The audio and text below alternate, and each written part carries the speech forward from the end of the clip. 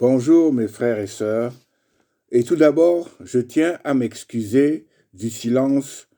Comme vous le savez, j'ai perdu une de mes cousines à Lyon et les voyages entre Lyon et Paris, la préparation du deuil et autres, et tout cela vraiment m'a un peu ébranlé. Et comme je ne voulais pas faire un travail qui ne soit pas à la hauteur, j'ai préféré laisser la première semaine sans message et durant la deuxième semaine, je vous ai donné vraiment le partage que j'ai fait le jour de la veillée. Donc vraiment, je suis très heureux que nous nous retrouvons et par la grâce de Dieu, j'espère que c'est aussi votre cas. C'est aussi votre cas aussi, pourquoi? Parce que qu'on le veuille ou non, face au deuil, face à la douleur, pour moi, et je suis sûr pour beaucoup de gens qui m'écoutent, le meilleur des remèdes que nous puissions avoir, c'est vraiment la parole de Dieu. Et donc, nous allons reprendre notre message hebdomadaire. Et cette semaine, le passage à étudier est Marc 8, versets 27 à 35. Je répète, Marc 8, versets 27 à 35. Lisons. Jésus, s'en allant avec ses disciples dans les villages de Césarée de Philippe, et il leur posa en chemin cette question.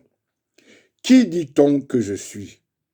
Ils répondirent, Jean-Baptiste, les autres Élie, les autres l'un des prophètes. Et vous, leur demanda-t-il, qui dites-vous que je suis? Pierre lui répondit, tu es le Christ. Jésus leur recommanda sévèrement de ne dire cela de lui à personne. Alors il commença à leur apprendre qu'il fallait que le Fils de l'homme souffrit beaucoup, qu'il fût rejeté par les anciens, par les principaux sacrificateurs et par les scribes, qu'il fut mis à mort et qu'il ressuscita 3 jours après. Il leur disait ces choses ouvertement, et Pierre, l'ayant pris à part, se mit à le reprendre. Mais Jésus, se retournant et regardant ses disciples, réprimanda Pierre et dit, Arrière de moi, Satan, car tu ne conçois pas les choses de Dieu. Tu n'as que des pensées humaines. Puis, ayant appelé la foule avec ses disciples, il leur dit, si quelqu'un veut venir après moi, qu'il renonce à lui-même, qu'il se charge de sa croix et qu'il me suive. Car celui qui voudra sauver sa vie la perdra. Mais celui qui perdra sa vie à cause de moi et de la bonne nouvelle la sauvera. Amen, amen. Prions. Oui, Éternel notre Dieu, à travers ce passage, Jésus nous présente les choses comme elles sont. Pas de fioritures, pas de rajout de ceci, les choses comme elles sont. Et donne-nous la force, le zèle, la détermination pour que tous ensemble, nous puissions vraiment comprendre les profondeurs de ce qu'il veut, que nous ne soyons pas arrêtés par le superficiel, mais que nous allions totalement et pleinement à l'essentiel, c'est-à-dire à la parole de ton Fils unique, Jésus-Christ, que tu as envoyé pour pouvoir nous sauver. Que toute la gloire lui revienne. Amen. Mes frères et sœurs, le contexte du passage d'aujourd'hui est un véritable basculement pour tous les disciples de Jésus et aussi bien de son époque, mais aussi pour nous aujourd'hui. Parce que avec la foule, ils ont vu vraiment Jésus faire des miracles comme par exemple la multiplication des pains. Avec la foule, les disciples ont vu vraiment Jésus guérir des malades. Ils ont vu vraiment à travers la mission d'évangélisation où il les a envoyés en Marc 6, comment eux-mêmes ont été personnellement touchés, personnellement transformés. Mais maintenant, face à tout ce qu'ils ont vu, Jésus va leur poser deux questions. Et à travers ces questions, il va faire un espèce de sondage. Et ce sondage le concerne lui directement. Mais ce que nous devons comprendre, mes frères et sœurs, c'est que contrairement au sondage que l'on fait aujourd'hui, par exemple, Jésus étant Dieu et connaissant donc le cœur de l'homme, rien de ce qui va sortir de ce sondage ne lui est inconnu. Parce qu'il est l'alpha, parce qu'il est l'oméga, parce que rien ne lui est inconnu, il va vraiment poser cette question essentiellement pour situer ses disciples. Et quand je parle de situer ses disciples, ça nous concerne aussi pour que nous puissions avoir exactement l'image et le but de sa venue sur terre, que nous ne soyons pas emportés par des rêves ou par des tromperies humaines, mais que nous nous basions sur ce qu'il dit, sur ce qu'il a fait et sur tout ce qu'il faut pour que nous soyons ses disciples. Mais à travers ce passage aussi, nous allons voir que c'est la première fois qu'un disciple va reconnaître Jésus comme le Christ. Mais c'est aussi la première fois que Jésus va annoncer sa passion. On trouve donc dans un même passage ces deux messages fondamentaux de la parole. Commençons par les versets 27 à 28. Lisons. Jésus s'en alla avec ses disciples dans les villages de Césarée de Philippe et il leur posa en chemin cette question. Qui dit-on que je suis? Ils répondirent, Jean-Baptiste, les autres Élie, les autres l'un des prophètes. Ce qu'il y a de particulier, mes frères et sœurs, c'est que ces trois appellations sont très proches. Par exemple, quand on lit Malachie 4, verset 5, il est écrit « Voici, je vous enverrai Élie le prophète avant que le jour de l'Éternel arrive, ce jour grand et redoutable. » C'est à travers ce passage que Jésus même a confirmé, a certifié que Jean-Baptiste, qui est venu un peu avant lui, était la réponse de ce passage de Malachie. Mais ce que nous devons comprendre, c'est que quand les personnes associent Jésus donc à un prophète, elles sont dans l'erreur. Elles sont dans l'erreur dans la mesure où Jésus était plus que ça. Jésus était beaucoup plus que ça. Et ce qu'il y a de particulier, c'est que pour le comprendre, pour le savoir, il faut être parmi lui. Il faut vraiment évoluer avec lui dans son intimité. Et ce qui n'était donc pas le cas de la foule. Mais ce que nous allons comprendre, c'est que pour Jésus, cette première question était un espèce de hors-d'œuvre. Ce qui était important pour lui, ce qui était fondamental pour lui, c'est la question qui venait après et c'est la question dont on va parler dans les prochains versets. Lisons le verset 29, les versets 29 à 30. « Et vous, leur demanda-t-il, qui dites-vous que je suis? Pierre lui répondit, tu es le Christ. Jésus leur recommanda sévèrement de ne dire cela de lui à personne. » Là, mes frères et sœurs, Jésus passe à une question vraiment plus globale. Enfin, Jésus passe d'une question, la première qui était plus globale et plus impersonnelle, à une question là où il y a une espèce de spécificité. Là, la question est directe, la question est personnelle, la question est intime. Et c'est la question qu'il a posée à ses disciples. Et c'est la même question, mes frères et sœurs, qu'il nous pose aujourd'hui. Qui dites-vous que je suis? Et mes frères et sœurs, c'est à travers vraiment la réponse à cette question que nous allons vraiment comprendre qui est Jésus. Mais la réponse à cette question est vraiment un pas de foi qui est nécessaire, un engagement qui est vraiment fondamental et qui est exigé de la part de Jésus à tous ses disciples, ceux d'hier comme ceux d'aujourd'hui. Pierre, soutenu par tous les apôtres, va répondre, tu es le Christ. Et c'est une réponse qui est vraie.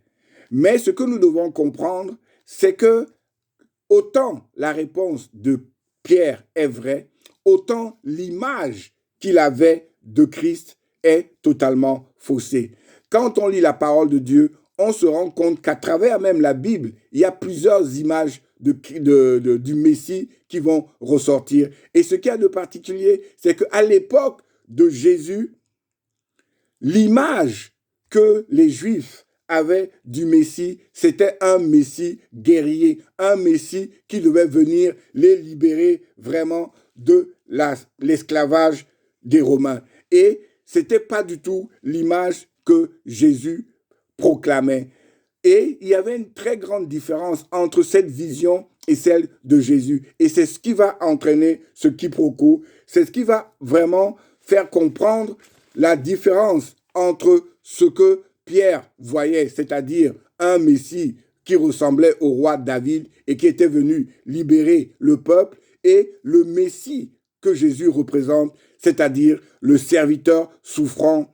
Et c'est ça le plus important à comprendre. Et face à ce malentendu, les Juifs, d'un côté, qui étaient persuadés que leur Messie devait être un libérateur, et de l'autre côté, Jésus, qui se présente comme le serviteur, on se retrouve dans une situation complexe. Mais ce qui est important, mes frères et sœurs, ce n'est pas ce que nous pensons de comment doit être le Messie, mais c'est ce que la parole nous dit de comment doit être le Messie. Et pour que nous le sachions, nous devons vraiment nous baser sur Ésaïe 53 pour comprendre que, à travers ce que Jésus dit, le Messie qu'il représente, c'est le Messie du serviteur souffrant, le Messie de cette personne-là qui est venue sur terre pour prendre nos péchés sur ses épaules, qui est venu sur terre mourir sur la croix pour que nous aussi, par la grâce de Dieu, nous ayons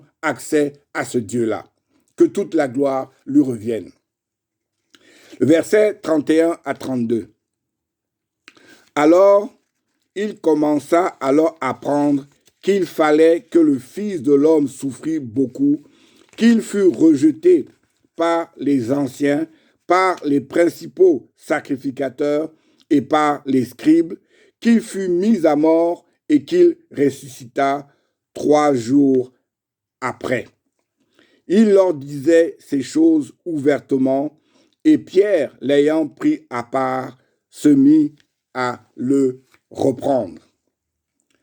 Pierre se mit à reprendre le Fils de Dieu. Waouh!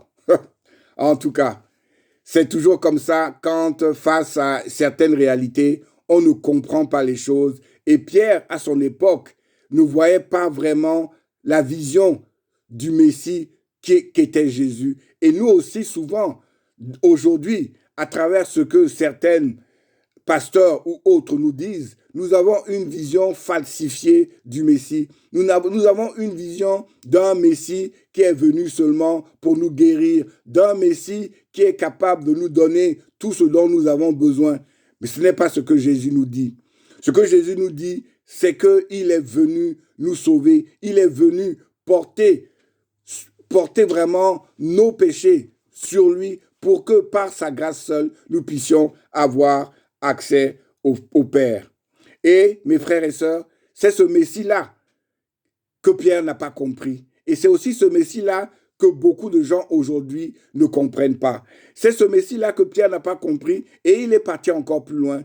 Pierre, en tant que disciple, a cru qu'il pouvait reprendre son maître, a cru que parce que, il avait peut-être sa propre vision du Messie, que ça pouvait lui donner l'opportunité de le reprendre.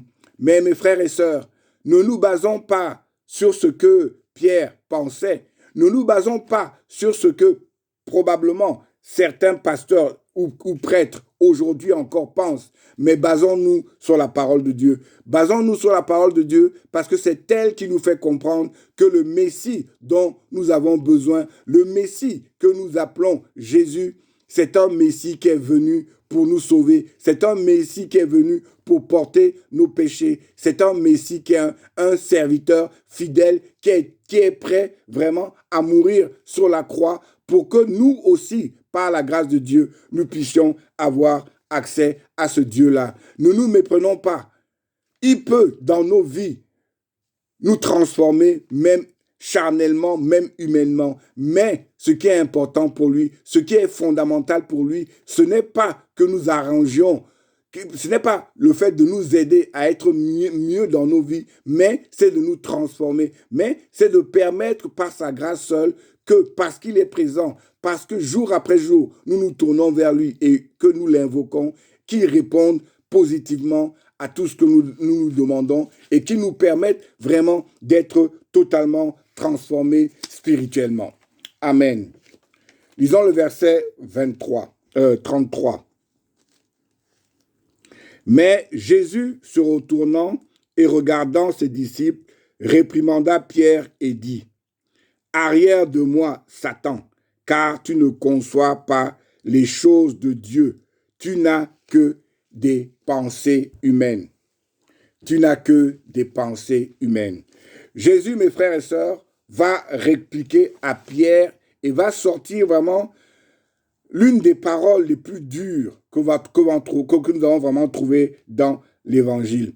Jésus va traiter Pierre de Satan, car comme Satan, au moment de la tentation, Pierre est dans une même vision des choses, c'est-à-dire une vision humaine, une vision où, à l'époque de la tentation, Satan va vouloir utiliser la gloire des hommes pour pouvoir avoir Jésus. Et Pierre est dans cette même logique, dans la mesure où le fait de refuser le message, le fait de refuser le Messie qui était envoyé, ça le ramenait à avoir un Messie humain, un Messie charnel, un Messie qui était là seulement pour vraiment leur donner une meilleure vie, comme par exemple dans Marc 10, 35, 45, quand les fils de Zébédée sont venus voir Jésus parce qu'ils voulaient avoir les meilleures places à côté de lui. Pour eux, c'était un roi et ils avaient besoin d'avoir les bonnes places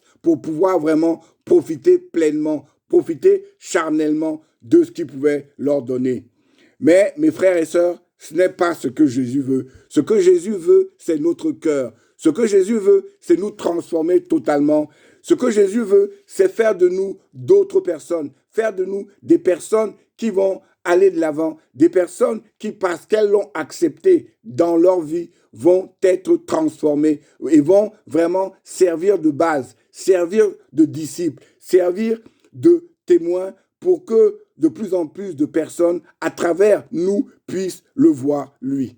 Ce qui est important pour Jésus, mes frères et sœurs, c'est vraiment de voir la gloire spirituelle de Dieu régner dans le monde. Il est venu sur terre pour cela et non pas comme le voulait Satan ou même Pierre à une époque où il ne comprenait pas le message pour rêver, pour vraiment régner sur les hommes.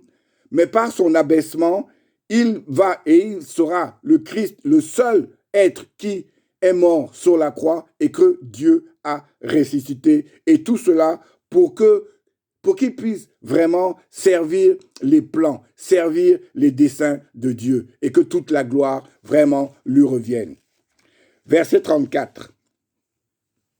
Puis, ayant appelé la foule avec ses disciples, il leur dit, « Si quelqu'un veut venir après moi, qu'il renonce à lui-même, qu'il se charge de sa croix et qu'il me suive. » Il faut reconnaître que c'est probablement l'un des passages les plus forts de la parole de Dieu.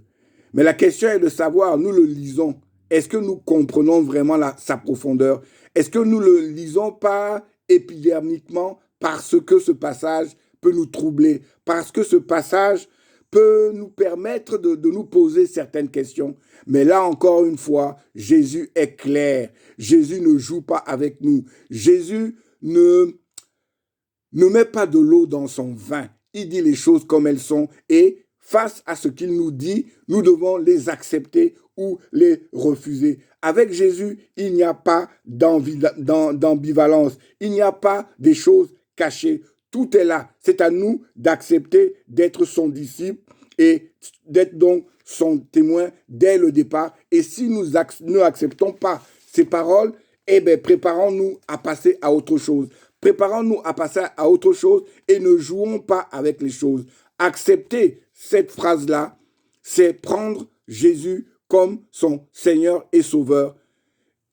Et soyons clairs, mes frères et sœurs, si pour vous ou pour moi, nous estimons que ce qu'il vient de dire est trop fort pour nous, nous avons cette opportunité, cette possibilité de laisser tomber. Parce que Jean 14, 6 nous dit, « Je suis le chemin, la vérité et la vie. Nul ne vient au Père que par moi. » Donc, porter la croix de Jésus, c'est porter sa croix, c'est vraiment annoncer Jésus comme Seigneur et Maître et être prêt à toutes les conséquences. Et celles-ci peuvent vraiment passer vraiment aussi bien par des moqueries, mais ça peut aussi arriver par la mort.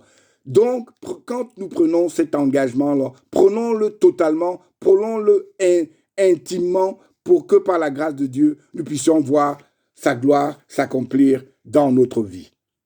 Verset 35. Car celui qui voudra sauver sa vie la perdra. Mais celui qui perdra sa vie à cause de moi et de la bonne nouvelle la sauvera. Amen. Avec Jésus, mes frères, la vie ne s'arrête pas à la mort physique. Le suivre est un engagement pour l'éternité. Et seuls ceux pour qui Christ est vraiment la raison de vivre, le point central de leur vie, auront vraiment l'honneur d'être avec lui. Et cet honneur-là, nous l'aurons vraiment pour l'éternité. Et c'est ce que nous devons rechercher. Nous ne devons pas rechercher peut-être une meilleure vie. Nous ne devons pas rechercher la fin de la maladie. Nous ne devons pas rechercher un mari ou une femme, mais nous devons rechercher la vie et cette vie pour l'éternité. En conclusion, mes frères et mes frères et sœurs, la question de Jésus, qui dites-vous que je suis, elle demeure encore aujourd'hui. Peut-être que durant toutes ces années, tu allais à l'église et tu n'as jamais pensé à étudier cette question et à y répondre, surtout à y répondre en ayant toutes les informations. Et ces informations sont ce que la parole vient de nous dire. Jésus n'est pas là pour nous sourire, il n'est pas là pour nous donner des bonbons. Il est là pour que nous voyions concrètement, physiquement, où nous en sommes avec Dieu et pour que par sa grâce seule, nous soyons transformés. Pour que parce que nous l'acceptons dans notre vie et que nous le laissons vraiment agir, qu'il puisse vraiment nous montrer jour après jour le chemin à suivre. Jésus peut, comme pour la foule, être pour toi un prophète, mais si c'est le cas, il sera limité. Il sera limité dans la mesure où tous les prophètes qui sont morts. Et ils peuvent nous servir d'exemple. Mais Jésus n'est pas là pour nous servir d'exemple. Jésus est là pour nous donner l'opportunité, à travers sa mort et sa résurrection, nous donner l'opportunité d'avoir un rapport avec Dieu. Parce qu'il est mort et parce qu'il est ressuscité, aujourd'hui encore, il est vivant. Aujourd'hui encore, il est à la droite de Dieu et jour après jour, il est là pour intercéder. Jour après jour, il est là pour te montrer le chemin à suivre. Il est là pour te guider. Il est là pour permettre que dans ta vie, la présence de Dieu te donne une autre dimension. Et cette présence-là, il n'y a que Jésus et Jésus seul qui est le chemin, qui est la porte que Dieu a permis pour que, par sa grâce seule, nous puissions avoir accès à lui. Mes frères et sœurs, Jésus nous a montré le prix à payer pour le suivre. Demandons-lui, à travers la prière, jour après jour, de nous fortifier, de nous donner vraiment la persévérance pour que même devant les plus grandes difficultés, nous puissions dire comme Paul qui, emprisonné à Rome et attendant son exécution dans 2 Timothée, et il nous dit, et c'est à cause de l'évangile que je souffre, mais je n'en ai point honte, car je sais en qui j'ai cru et je suis persuadé qu'il a la puissance de garder mon dépôt jusqu'à ce jour-là. Et comme pour Paul, Jésus va nous donner la force pour aller jusqu'au bout et pouvoir encore dire, comme encore notre frère Paul dans 2 Timothée 4 à 7, j'ai combattu le bon combat, j'ai achevé la course, j'ai gardé la foi. Amen. Prions.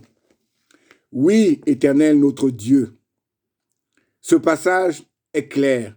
Ce passage nous montre vraiment le chemin que nous devons prendre. Il n'y a pas de fleuriture, il n'y a pas de paroles en l'air, mais il y a une vérité profonde. Et c'est à nous, en tant qu'enfants de Dieu, en tant que disciples de Jésus, de prendre ces paroles pour nous et de les pratiquer dans notre vie. Mais pour les pratiquer, ô Éternel notre Dieu, nous devons nous tourner vers toi. Nous devons t'invoquer parce que c'est toi et toi seul qui as cette opportunité, qui a cette force-là qui va nous permettre vraiment d'aller de l'avant. Donne à tout un chacun qui se tourne vers toi cette force-là et qu'il comprenne que quel que soit ce qui va lui arriver dans la vie, c'est toi qui le permets. Qu'il comprenne que tu ne nous as pas choisis en nous faisant miroiter des belles choses. Tu nous as choisis parce que dès le départ, nous faisons partie du livre de vie. Parce que dès le départ, tu nous as mis à part, tu nous as préparés, tu nous as façonnés de telle sorte que nous puissions être transformés, de telle sorte que ta parole puisse entrer dans notre cœur, que ta parole puisse vraiment nous montrer le chemin à suivre. Que toute la gloire te revienne. En Jésus-Christ et en Jésus-Christ seul, j'ai prié. Amen.